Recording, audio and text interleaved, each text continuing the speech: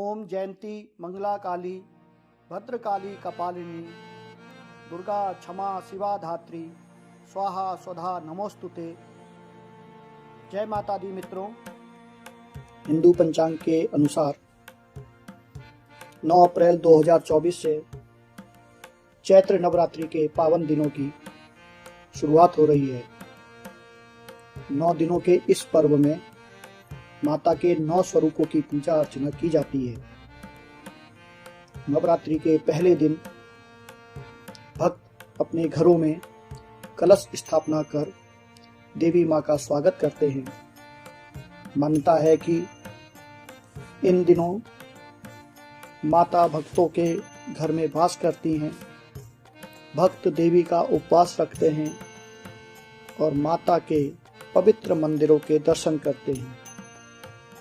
वैसे तो पूरे देश में देवी मां के कई स्वरूपों के कई प्राचीन और प्रसिद्ध मंदिर हैं जिनकी अपनी महिमा है, लेकिन हिंदू मान्यताओं के मुताबिक भगवान शिव की पहली पत्नी माता सती के अंग और आभूषण धरती पर जिन जगहों पर गिरे वह सभी शक्तिपीठ बन गए।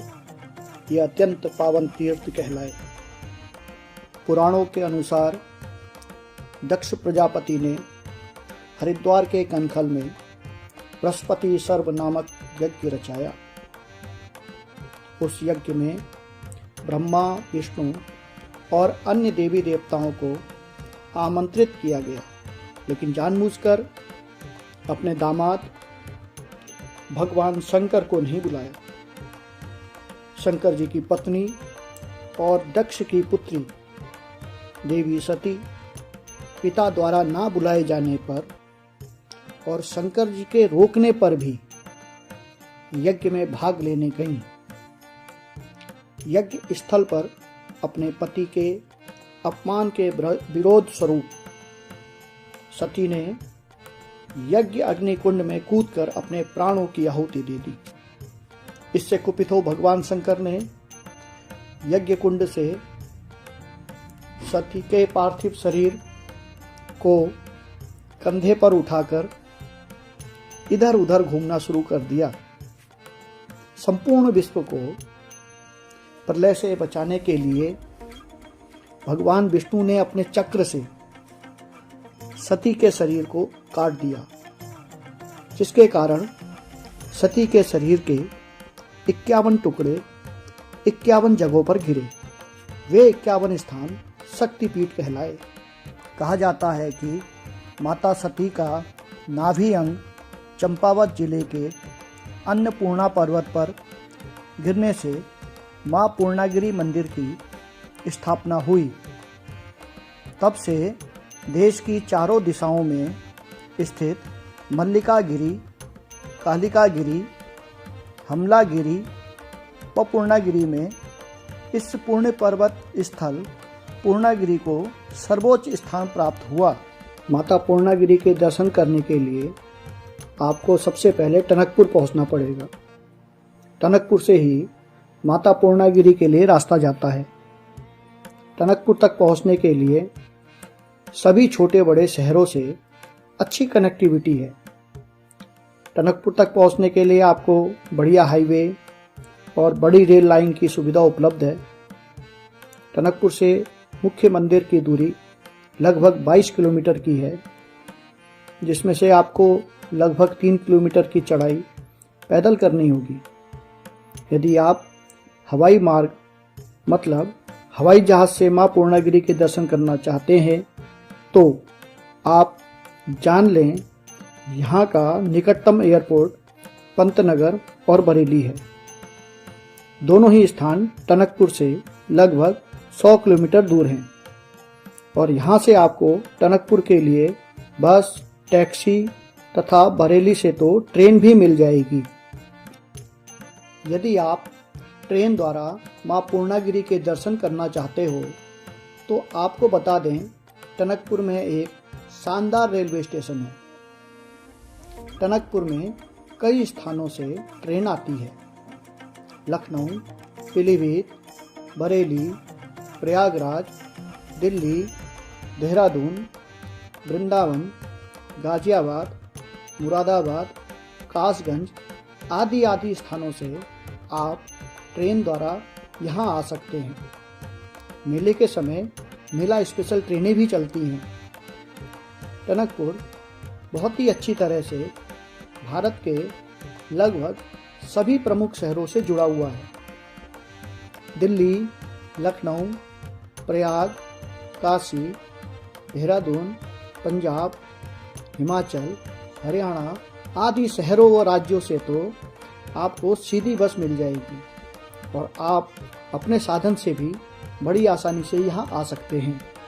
पूर्णागिरि के लिए टनकपुर रेलवे या बस स्टैंड से बड़ी ही आसानी से शेयर्ड जीप मिल जाती हैं जो आपको ठुलीगाड़ नामक जगह तक ले जाएगी। उसके बाद आपको दूसरी जीप मिलेगी जो भैरव मंदिर तक लेकर आती है।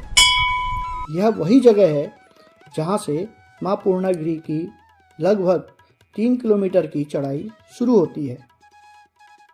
कभी कभी आपको टनकपुर से भैरव मंदिर तक सीधी जीप भी मिल सकती है। इसके अलावा अपने साधन से भी भैरव मंदिर तक आप पहुंच सकते हैं।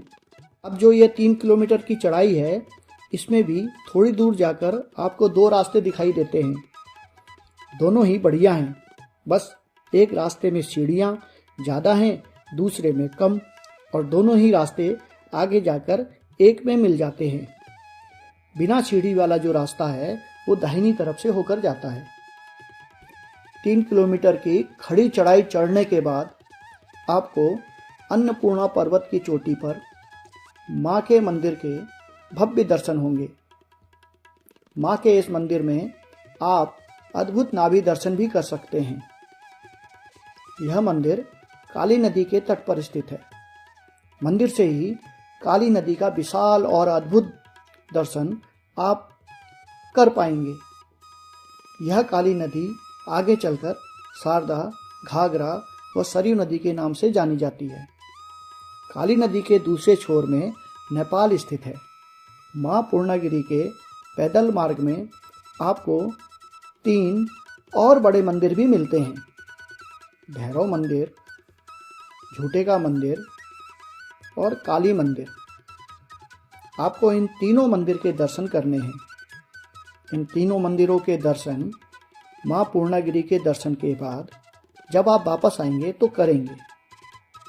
इसके अलावा भी जगह जगह रास्ते में भगवान की प्रतिमाएं बनी हैं। पूर्णागिरि की यात्रा करते हुए बहुत सारी जगह जहां आप रुक सकते हैं। आप टनकपुर में भी रुक सकते हैं। टनकपुर में रुकने के लिए बहुत सारी होटल व धर्मशालाएं हैं। इसके अलावा आप ऊपर जाकर माता रानी के समीप भी रुक सकते हैं। जब आप चढ़ाई शुरू करेंगे तो रास्ते में आपको ढेर सारी प्रसाद की दुकानें दिखाई देंगी और हर एक प्रसाद की दुकान में आपको रुकने की, स्नान करने की सेवा निःशुल्क मिल जाएगी। इसके बदले आपको उसी दुकान से प्रसाद खरीदना होगा। पूर्णागिरि यात्रा के दौरान आपको जगह जगह भोजन के लिए होटल मिल जाएंगे जहां आप भोजन कर सकते हैं। चाय, मैगी, कोल्ड ड्रिंक्स की दुकानें भी जगह जगह मिल जाएंगी। मित्रों, आप माँ पूर्णागिरि की यात्रा में माँ के आशीर्वाद के साथ साथ प्राकृतिक सुंदरता का भी आनंद उठा सकते हैं। हरे भरे जंगल से होते हुए सुंदर पहाड़ी रास्ते का अलग ही मजा है। रास्ते में सड़क किनारे काली नदी अपनी सुंदरता से आप सभी का मन मोह लेगी। कहा जाता है कि माँ अपनी शरण में हर भक्त की मनोकामना पूर्ण करती है। आप भी यहाँ आकर इसका लाभ उठाएं। जय माता दी।